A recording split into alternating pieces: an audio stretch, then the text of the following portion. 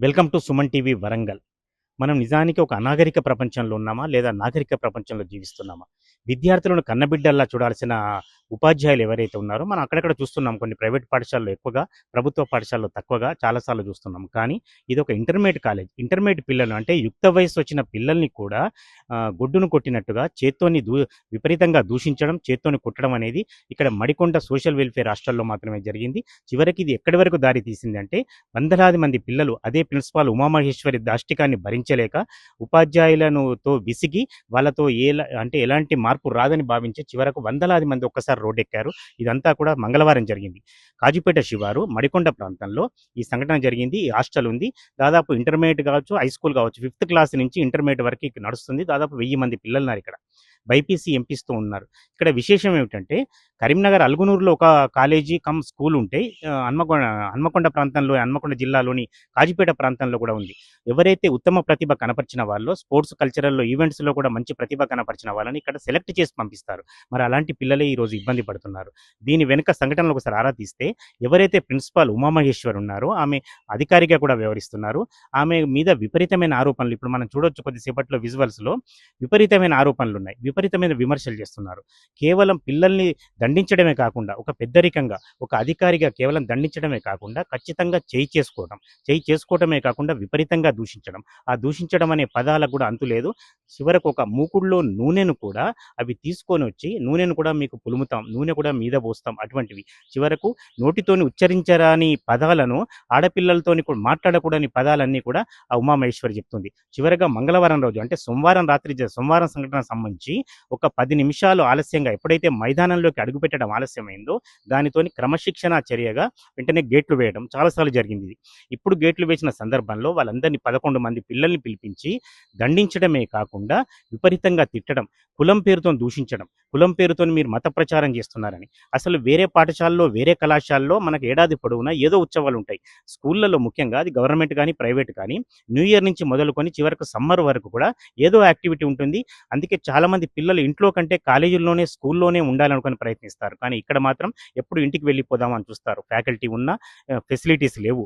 ఉమామహేశ్వరి దాష్టికాన్ని భరించలేరు. ఏ చిన్న ఇక్కడ అకేషన్ కూడా సెలబ్రేట్ చేసుకోరు. ఇటువంటి పరిస్థితులలో ఆమె మంగళవారం పిల్లలు లేట్ అయ్యారని 11 మంది పిల్లల్ని దూషించడమే కాకుండా విపరీతంగా చేసుకుంది. దెబ్బలు కూడా తాగాయి. ఆడపిల్లలు చూపెట్టలేని పరిస్థితి.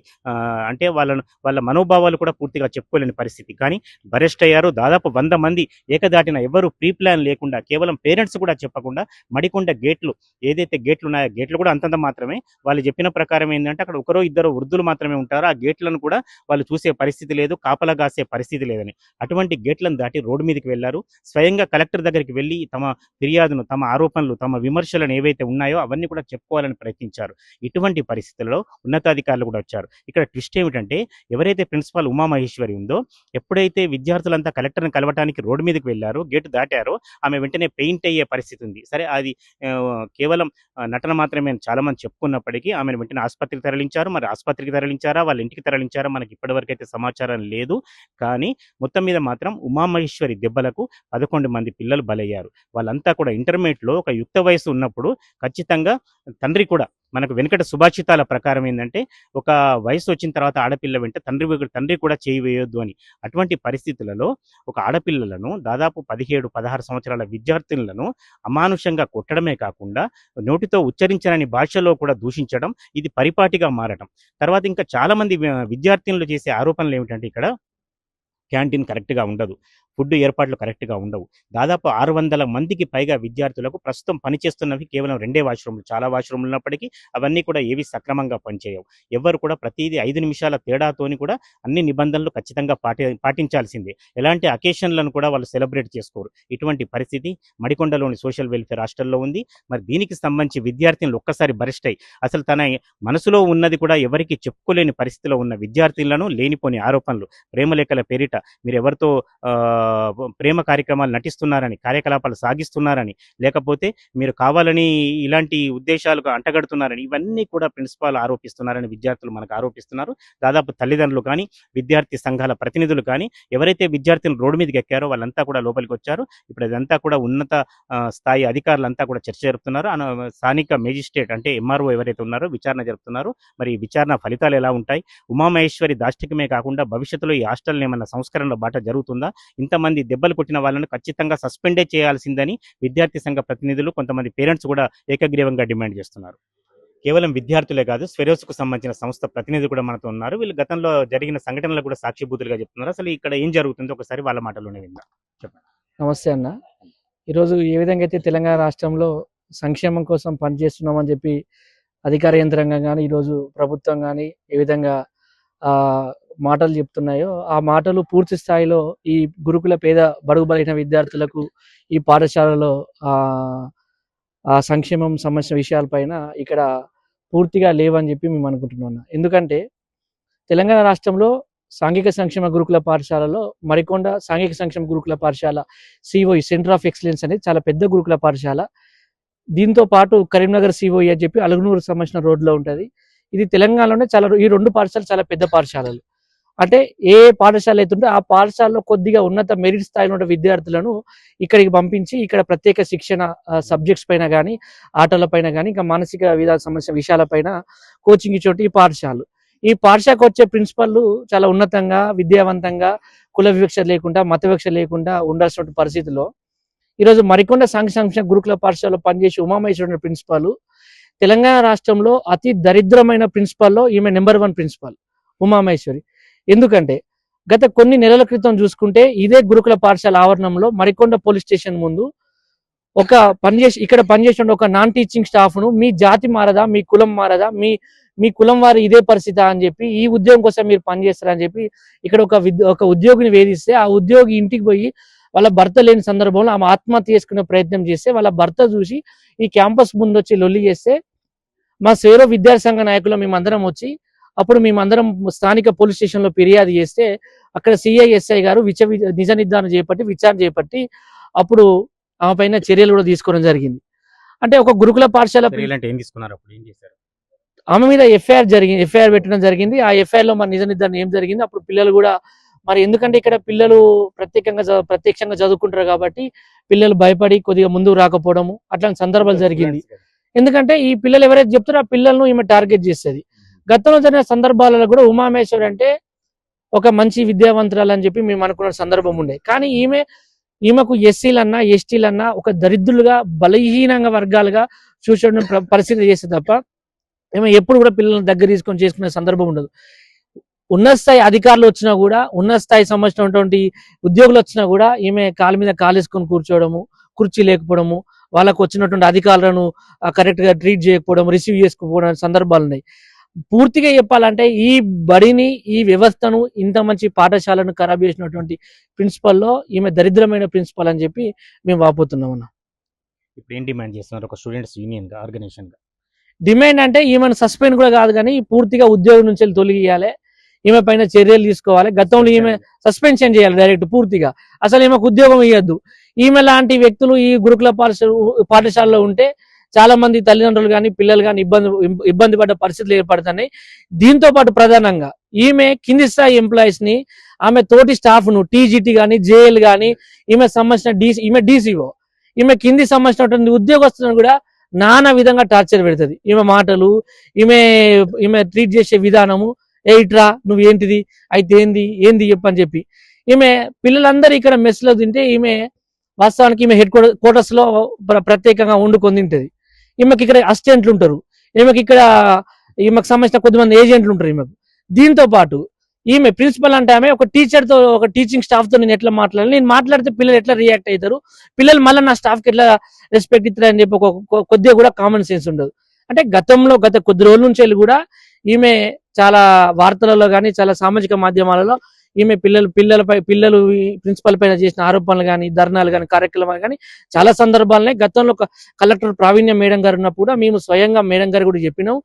అప్పుడు ఉన్నత అధికార వర్గం కూడా మరి ఏం చేసినదో తెలియదు. కానీ ఈ పరిస్థితిలో పిల్లలు ఇట్లున్నారు. వాళ్ళ వ్యక్తిగత విషయాలపైన, వాళ్ళ అలంకరణ విషయాలపైన ప్రిన్సిపల్ గారు మాట్లాడారు కాబట్టి ఖచ్చితంగా చెంపబాటుగా ఆమెను ఉద్యోగం నుంచి వెళ్ళి తీసేయాలని చెప్పి మేము విద్యార్థి సంఘాల నుంచి డిమాండ్ చేస్తున్నాం. వాస్తవానికి ఈ యొక్క మడికొండ సోషల్ వెల్ఫేర్ రెసిడెన్షియల్లో 600 మంది విద్యార్థులకు మరి తల్లిగా భావించే మరి ప్రిన్సిపాల్ గారు ఈరోజు మరి గత కొన్ని రోజుల నుంచి పిల్లలను తీవ్రమైనటువంటి ఇబ్బందులకు గురి చేస్తూ మరి మానసికంగా శారీరకంగా ఇబ్బందులకు గురి చేయడమే కాకుండా మరి భౌతికంగా కొట్టడానికి మరి దిగిన పరిస్థితి ఏర్పడ్డది. గత కొన్ని రోజులుగా జరుగుతున్నటువంటి అంశాల పైన మరి విద్యార్థులు ఈరోజు సుమారు 12 మంది విద్యార్థులను మరి మహిళలను బాలికలను మరి జుట్టు పట్టుకొని కింద పడేసి తంతు మరి వాళ్ళను లా అనే ఒక పదంతో వాళ్ళని తీవ్రమైనటువంటి మరి మానసికంగా గురి కావడాన్ని ఈరోజు చూడడం జరిగింది. ఈరోజు మధ్యాహ్నం సమయంలో మరి విద్యార్థులందరూ ఎంపీసీ బైపీసీ విద్యార్థులందరూ కలిసి సుమారు 100 మంది విద్యార్థులు మరి గేటు తోసుకొని మరి ఇక్కడ ఉన్నటువంటి మడికొండ మరి ఏదైతే వరంగల్ నుంచి హైదరాబాద్ రహదారి ఉందో ఆ రహదారి పైన కూర్చొని బైఠాయించి మరి విద్యార్థులు ఆందోళన చేస్తున్న క్రమంలో మరి పోలీసులు మరి అక్కడికి చేరుకొని విద్యార్థుల సమస్యలు మేము పరిష్కరిస్తాం, మేడం పైన తగినటువంటి చర్యలు తీసుకునే విధంగా మేము ఉంటామని చెప్పేసి పోలీస్ బందోబస్తు పెట్టి మరి విద్యార్థులను కాలేజీకి రప్పించడం జరిగింది. కానీ ఇక్కడ ఒకటి ప్రధానంగా చూసుకున్నట్టయితే విద్యార్థులు చెప్పే మాటలు చూస్తే మరి తల కింది పెట్టుకోవాల్సిన పరిస్థితి ఉంటుంది. ఎవరైనా అబ్బాయి అయినా అమ్మాయి అయినా ఆ మాటలు వినలేము. అసలు వాస్తవానికి అబ్బాయికి చెప్పుకునే మాటలు అవి కావని చెప్పేసి ఈ సందర్భంగా నేను తెలియజేస్తా ఉన్నాను. అదే విధంగా ఈ మేడం గతంలో కూడా అనేక సార్లు పలుమార్లు వచ్చిన సందర్భాలు ఉన్నాయి. కానీ మరి ఎక్కడేసిన గొంగల్లా అక్కడనే మరి ఉంటూ మరి రియాక్షన్ తీసుకోకపోవడం వల్లనే ఇంత పెద్ద సంఘటన కూడా జరిగిందని చెప్పేసి తెలియజేస్తా ఉన్నాం. ఈ మేడాన్ని తక్షణమే పూర్తిగా విధుల నుంచి తొలగిస్తేనే మరి ఇంకో భవిష్యత్తులో ఉన్నటువంటి పిల్లలకు కావచ్చు, మరి ఇక్కడ ప్రజెంట్ ఉన్న పిల్లలకు కావచ్చు అన్యాయం జరగదని చెప్పేసి చెప్తా ఉన్నా. మరి అదే విధంగా ఇక్కడ పిల్లలు కూడా మరి ఇప్పుడు second year COE school college కాబట్టి విద్యార్థులు చాలా ఆందోళన చెందుతున్నారు. మాకు మార్కులు తక్కువ వేస్తారు అని చెప్పేసి వాళ్ళు భయంగా ఇంకా చెప్పాల్సిన ఇంకా చాలా ఉన్నాయి. కానీ భయం పడుతూ కొన్నే చెప్తా ఉన్నారు. కానీ ఇంకా దీన్ని లోతుగా వ్యవహరిస్తే మాత్రం, లోతుగా తీస్తే మాత్రం ఇంకా ఎన్నో కుంభకోణాలు అటువంటి జరిగినాయి ఉంటాయి కూడా. మరి పిల్లలు కూడా సివిల్ డ్రెస్ చేసుకుంటే కూడా మరి అంటే ఒక చెడుగా వ్యవహరించి మరి విద్యార్థులను ఈ జీవితం ఇలాంటిదా అనే విధంగా వాళ్ళు విద్యార్థులు ఉండే విధంగా మరి మేడము భాషను మరి మార్చుకోవాలి. అదే విధంగా తక్షణమే కలెక్టర్ కావచ్చు, స్థానిక మంత్రులు కావచ్చు స్పందించి తక్షణమే పూర్తిగా విధుల నుంచి తొలగించి మంచి ప్రిన్సిపాల్ ను తీసుకొచ్చి పిల్లలకు అభివృద్ధి జరిగేలాగా పిల్లలకు చదువు చెప్పే విధంగా ఉండాలని చెప్పేసి ఈ సందర్భంగా తెలియజేస్తా ఉన్నాం. నా పేరు ఎల్తూరి సాయి కుమార్, స్వేరో స్టూడెంట్స్ యూనియన్ హన్మకొండ జిల్లా అధ్యక్షుడు. మమ్మల్ని ఫిజికల్ గా హెరాస్ చేస్తున్నారు సార్.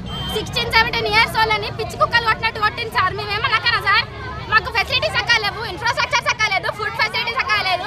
ఇన్ని రోజులు మెంటల్ ప్రెషర్ ఒక్కడే తట్టుకుంటా నీట్ కోచింగ్ పేరుతోటి ఎన్ని టార్చర్ చేస్తున్నారు. మేము ఏమైనా బయట పడ్డామా సార్? ఆ మడికొండ కాంపౌండ్ వాళ్ళు దాటలేదు సార్.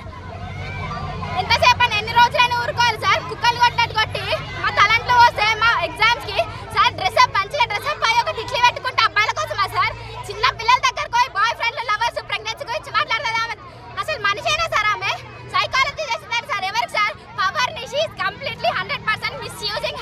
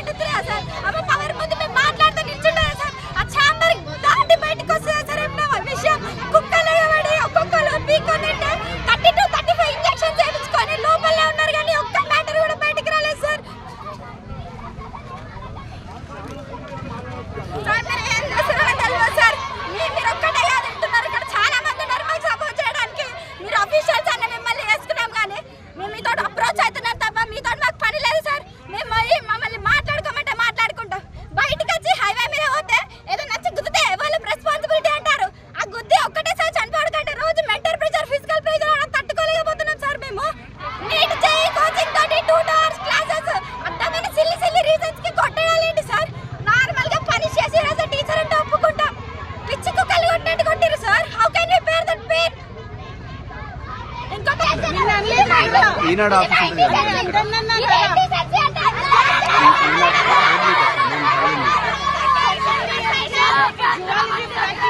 అవునవును మేడం.